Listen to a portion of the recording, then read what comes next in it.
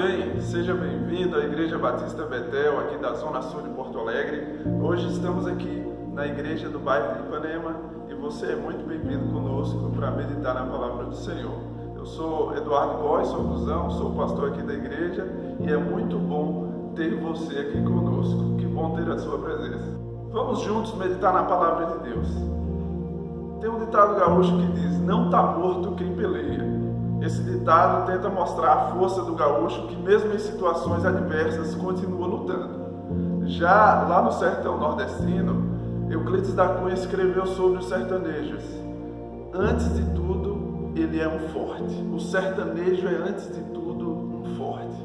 E é sobre isso que eu quero falar com vocês, a fonte de força. Gostaria de ler com vocês um texto que está no livro de Abacuque, do profeta Abacuque, no capítulo 3, dos versículos 17 até o 19.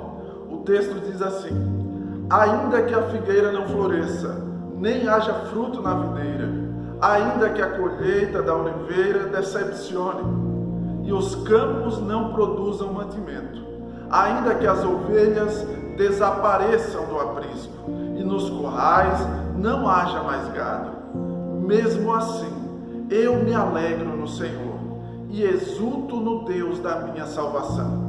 O Senhor Deus é a minha fortaleza, Ele dá aos meus pés a ligeireza das corças e me faz andar nas minhas alturas. Essa é uma poesia muito linda do profeta Abacuque. Esse profeta, ele vivia em uma situação caótica. A nação de Judá estava totalmente desviada dos caminhos do Senhor. Era uma nação corrupta, a justiça estava corrompida e o profeta Abacuque está nesse contexto, nessa situação. Numa situação em que o seu país, ele está em uma total decepção. Você precisa analisar comigo aqui. Olha a postura desse profeta. Ele está vendo a sua nação se destruindo por causa das suas próprias escolhas. E ele vai buscar a Deus. Ele vai orar ao Senhor por sua nação. Ele vai perguntar a Deus o que é que vai acontecer. E Deus responde a ele. Deus mostra ao profeta Abacuque informações privilegiadas. Deus fala para Abacuque que o juízo dele está vindo sobre a nação de Judá. E Abacuque sabe que esse juízo é duro.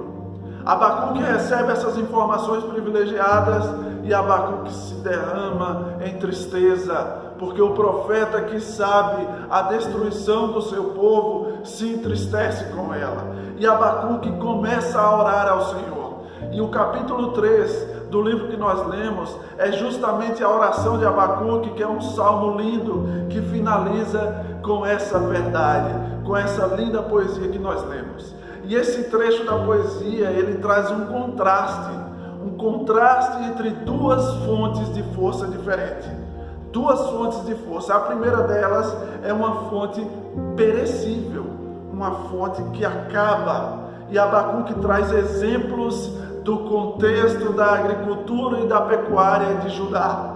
O primeiro exemplo ele traz aqui no versículo 17, que diz: ainda que a figueira não floresça. O primeiro exemplo é o da figueira. E a figueira é uma árvore típica daquela região, uma árvore que produz fruto durante 10 meses do ano. Isso mesmo, uma árvore que dá fruto quase o ano inteiro. Essa é a figueira, um fruto doce, que era usado nas sobremesas, o doce do fruto da figueira. O segundo exemplo que Abacuque traz é o da videira. A videira é a planta que gera uva, da uva se faz o vinho, e o vinho constantemente na Bíblia é usado como símbolo de alegria, símbolo de festa. Abacuque traz o exemplo do vinho. Abacuque também traz o exemplo da oliveira. Mesmo que o fruto da oliveira decepcione, a oliveira produz a azeitona. Da azeitona se esmaga e se produz o azeite, o óleo que era usado tanto na culinária quanto na medicina, o óleo que era um remédio para a cura. O óleo que também era usado no contexto religioso, ainda que não tenha óleo. E Abacuque vem e ele continua trazendo outros exemplos. Ainda que os campos não produzam mantimentos.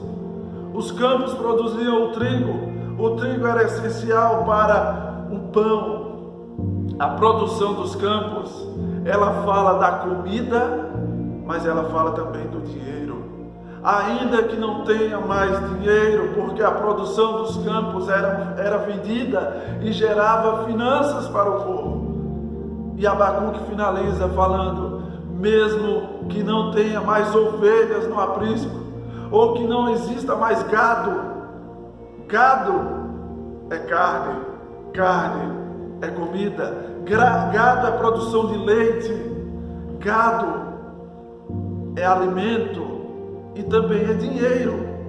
Mas aqui, no contexto de Abacuque, o gado também é adoração.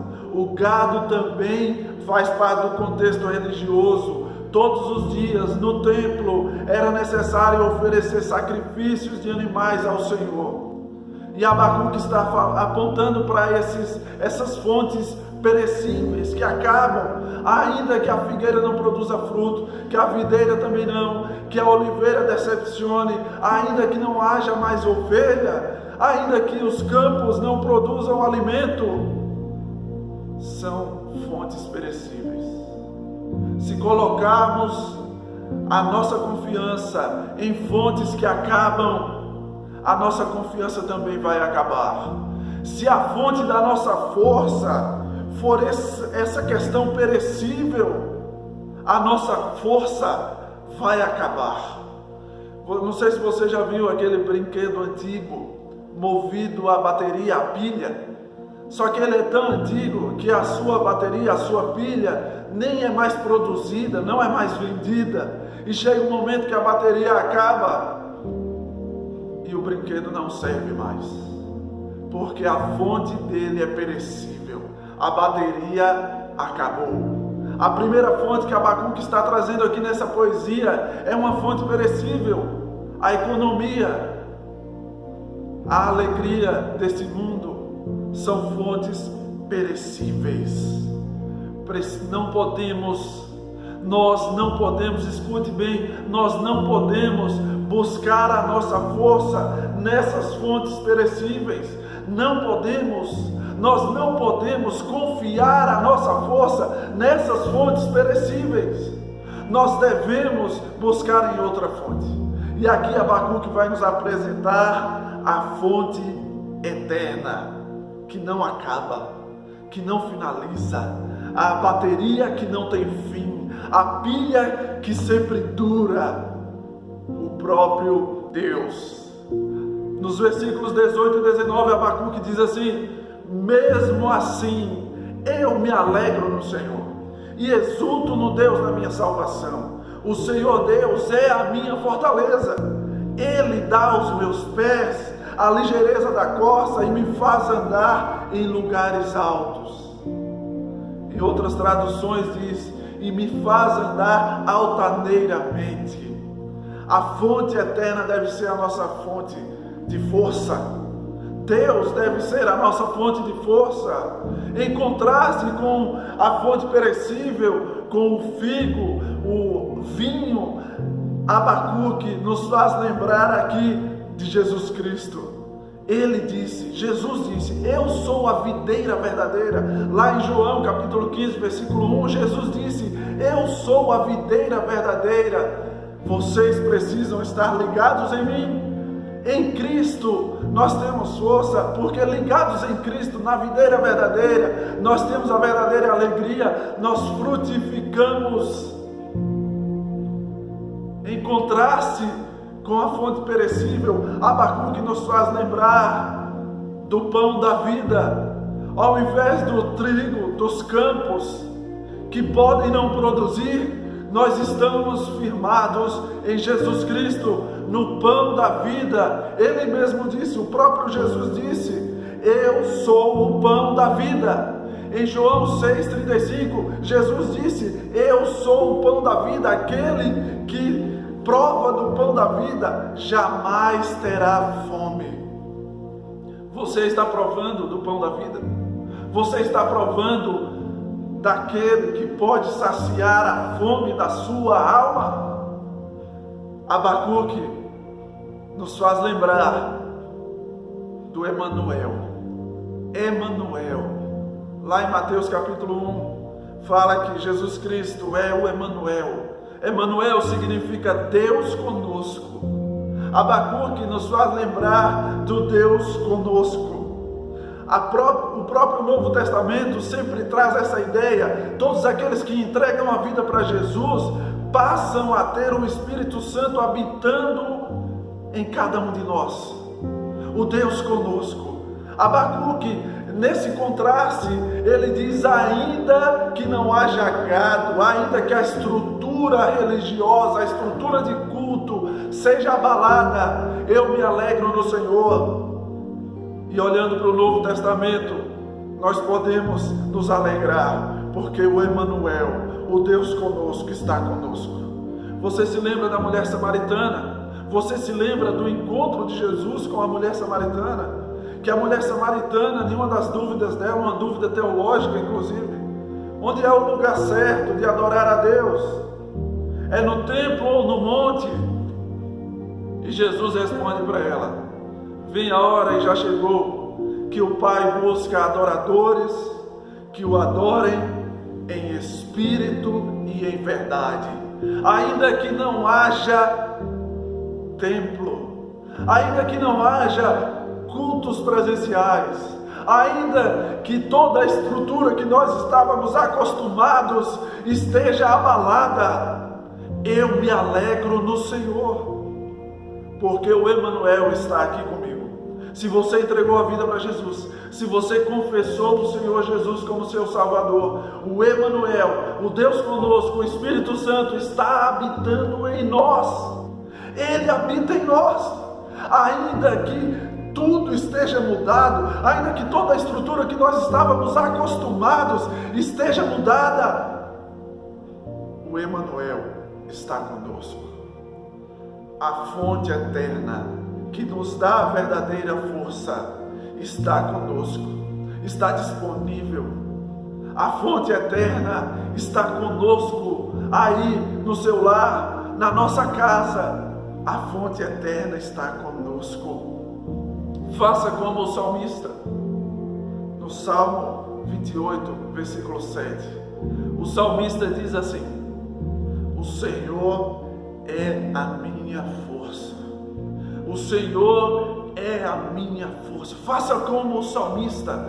Não coloque a sua força, não busque força em fontes perecíveis. Busque força na fonte eterna. Aquele, o único, que pode dar a verdadeira força. Não coloque, não deposite, não busque as suas energias no que é perecível. Busque naquele que é eterno. E a declaração de Abacuque, ela é ainda mais profunda, porque Abacuque está prestes a ver a sua nação ruir, a sua nação ser levada como escrava para o cativeiro na Babilônia. E mesmo assim Abacuque dá essa declaração: eu me alegro no Senhor. E ele ainda diz mais: eu exulto no Deus da minha salvação. Às vezes o nosso vocabulário, ele nos trai, porque nós lemos algumas palavras e nem nos lembramos, nos tocamos do verdadeiro significado. E quando a palavra exulto é citada aqui, nós precisamos arregalar os nossos olhos, nós precisamos nos espantar, porque exultar significa alegria em excesso. Você está alegre? Abacuque está excessivamente alegre. Mesmo diante dos problemas, mesmo diante das dificuldades, Abacuque está excessivamente alegre no Senhor. Eu me exulto. Sabe qual a diferença de alegria para exultação? O meu filho, ele se chama Nicolas, e Cláudia, minha esposa, ela sempre vai fazer as compras. E na última vez que ela fez as compras, ainda nessa semana, ela trouxe milho para fazer cozido. E Nicolas gosta muito de milho cozido. E quando minha esposa chegou, quando Cláudia chegou em casa com as compras, que os meus filhos eles já vão para cima para ver o que é que comprou, e quando ele viu o milho, ele saiu correndo de alegria, milho, milho, gritando e falando para mim, papai, mamãe comprou milho, milho, e pulava e gritava, milho. Isso é exultar. Exulte de alegria no Senhor. É até redundante falar exulte de alegria, porque exultar é justamente a alegria em excesso. No meio dessa quarentena, presos em casa, e o meu filho está pulando de alegria, porque a mãe comprou milho.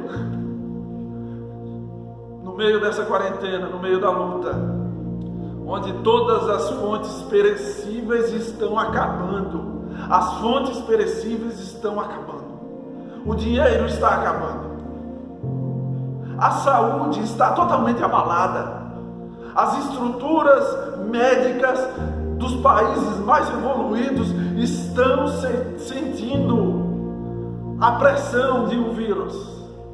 As fontes perecíveis estão acabando, e no meio disso tudo, eu preciso me alegrar no Senhor. Eu preciso exultar no Deus da minha salvação. Em meio à bagunça, em meio às lutas, precisamos ser testemunhos de alegria. Nessa semana nós ouvimos o testemunho do missionário Milton, missionário da CIB, da nossa convenção lá na Itália. E ele dizia nesse testemunho que um pastor, ele pegou a doença, ele se contaminou com o coronavírus, um pastor idoso já, e ele ficou internado em um dos hospitais lá da Lombardia. E esse pastor idoso, internado, ele mudava todo o ambiente do hospital, porque ele trazia alegria, os enfermeiros, o médico, todos estavam alegres com a presença dele, e ele passava a confiança de viver em meio à dor da doença. Mas esse pastor idoso lá na Itália, morreu. Ele morreu. Um homem alegre em Cristo. Ele morreu. Você acha que ele foi para onde? Você acha que confessando o Senhor como Salvador da sua vida, você acha que ele foi para onde? A força, a fonte de força dele era o Senhor. E nós ouvimos do missionário Milton que o médico que cuidava desse pastor idoso que faleceu por conta da Covid-19, esse médico, ao ver o testemunho desse pastor falecido, esse médico decidiu entregar a vida para o Senhor Jesus. Em meio à dor, nós precisamos fazer como Abacuque. Eu me alegro no Senhor, eu exulto no Deus da minha salvação. Olha só o que a Bíblia diz, irmãos. Olha só o que a Bíblia diz. Em Lucas 12, 21, Jesus está contando uma parábola de um homem rico que confia nas riquezas. E esse homem produziu muito. Os seus campos produziram demais, e ele chega a falar: vou precisar destruir os meus celeiros para construir novos maiores. E na parábola Jesus diz que ainda nessa noite Deus falará: louco, essa noite pedirão a tua alma, e o que tens guardado, para quem será? E ao final da parábola Jesus fala: assim são aqueles que ajuntam tesouros para si, mas não ajuntam tesouros para Deus. Onde está a sua força? Qual é a sua fonte de força? A sua fonte de força é perecível? São os tesouros dessa terra? Ou a sua fonte de força é o próprio Deus, uma fonte eterna? A Bíblia diz lá em 1 Timóteo 6,17: exorte aos ricos deste século, não coloquem a sua confiança na instabilidade da riqueza, mas em Deus. Não busque a sua força, não busque fonte para ter força naquilo que acaba, naquilo que é perecível. Não busque. Busque em Deus. E para finalizar, eu gostaria de lembrar a vocês da história de Elias, um profeta do Senhor. Elias, ele foi usado por Deus para profetizar uma grande seca em Israel. E veio uma seca enorme, ninguém conseguia produzir. E o profeta Elias, em meio à seca, em meio àquela situação, ele foi sustentado pelo Senhor. O profeta Elias, Deus levanta a viúva de Sarepta, uma mulher viúva, pobre também, e não faltou farinha na casa daquela mulher para alimentar ela, o filho e o profeta Elias. Em meio a toda turbulência, confie no Senhor, Ele sustenta os seus, confie no Senhor. Lá em 1 Coríntios 15:19 diz que se a nossa confiança em Cristo está apenas para as coisas deste mundo, nós somos os mais infelizes dos homens. Olha só o contraste. Abacuque está dizendo: eu me alegro no Senhor, eu exulto no Deus da minha salvação.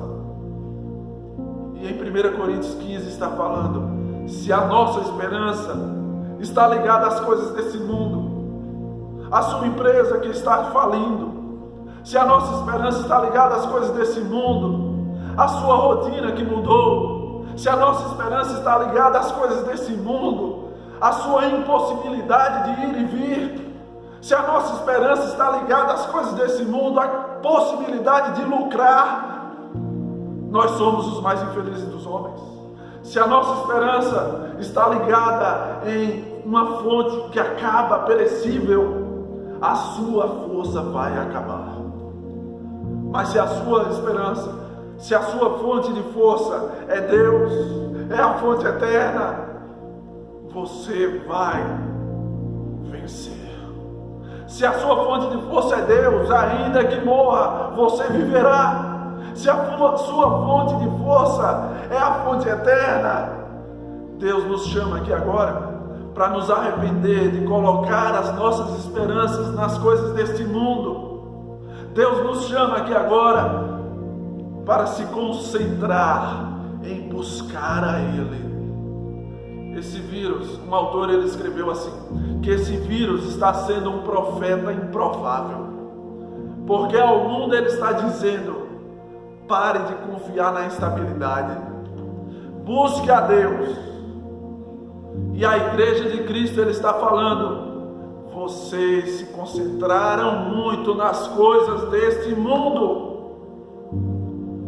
Se você está depositando, buscando força em fontes perecíveis, eu te chamo a se arrepender. Se arrependa, não faça mais isso. Coloque a sua força, a sua alegria em Deus. Se você está lutando como Abacuque para declarar: eu me alegro no Senhor, eu me exulto no Deus da minha salvação, eu te convido para orar por esses que ainda não o fazem. Feche seus olhos agora e vamos orar juntos. Jesus amado, nós estamos te buscando como podemos. Jesus amado, toda a estrutura que estávamos acostumados foi abalada. Jesus, o produto da oliveira está mentindo, os campos não estão produzindo, não estamos tendo lucros em nossos empregos. Jesus, mas queremos declarar como Abacuque: ainda assim, eu me alegro no Senhor, eu me exulto no Deus da minha salvação. Em nome de Jesus, amém e amém. Que o Senhor seja a sua fonte de força. Obrigado por estar aqui conosco, obrigado por dividir esse tempo conosco. Nós da Igreja Batista Betel, aqui na Zona Sul de Porto Alegre, desejamos toda sorte de bênçãos na sua vida. Curta aí o nosso vídeo, compartilhe com mais pessoas, ajude-nos a pregar o Evangelho agora virtualmente, e quando voltarmos, tenha a oportunidade de visitar os nossos cultos presenciais também. Deus abençoe a sua vida.